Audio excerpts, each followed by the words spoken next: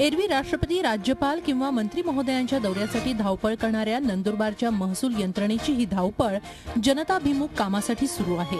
सातपुड्याच्या डोंगर रांगांमध्ये शेकडो आदिवासी पाडे आणि वस्त्यांपर्यंत रस्ते, पाणी, वीजही पोहोचलेली नाही। पावसाळ्यात तर या वाड्या वस्त्यांचा इतर भागाशी संपर्कच तुटतो। अशा परिस्थितीत आदिवासी बांधवांना कुपोषणाचा सामना करावा लागू नये यासाठी जिल्हाधिकारी स्वतः दुर्लक्षित पाड्यांवर पोहोचले। त्यांच्यासाठी पावसाचे 4 महिने पुरेल एवढा धान्य साठा वितरित करण्यात आलाय। जो गवर्नेंस जो चाहिए यहाँ पे चाहिए हमको, गवर्नमेंट का जो पावर है तो यहाँ पे वापरला पाहिजे।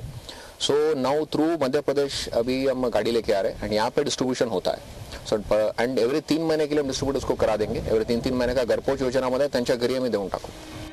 अचानक गावात आलेल्या जिल्हाधिकाऱ्यांना पाहून आदिवासी बांधवांनाही सुखद धक्का बसला। जिल्हाधिकाऱ्यांनी आखलेल्या योजनेमुळे आदिवासी बांधवांना मोठा दिलासा मिळणार आहे। 60 वर्ष झाले आता पहिल्यांदा आमच्या गावात कलेक्टर साहेब आले आहे आणि धान्य आमच्या गावातच बायपास मिळतंय सर, आणि त्यामुळे आमची समस्या थोडी आता कमी झाली। सरकारी योजना चांगल्याच असतात, मात्र त्या योजना राबवणारी यंत्रणा जिल्हाधिकारी प्रदीप पी यांच्यासारखी असेल तर समाजातल्या शेवटच्या घटकापर्यंत लाभ पोहोचतो, हे या नवसंजीवनी योजनेच्या प्रयोगानं सिद्ध झालंय। प्रशांत परदेशीसह bureau report, Zee media, Dhule. Zee 24 तास रहा एक पाऊल पुढे।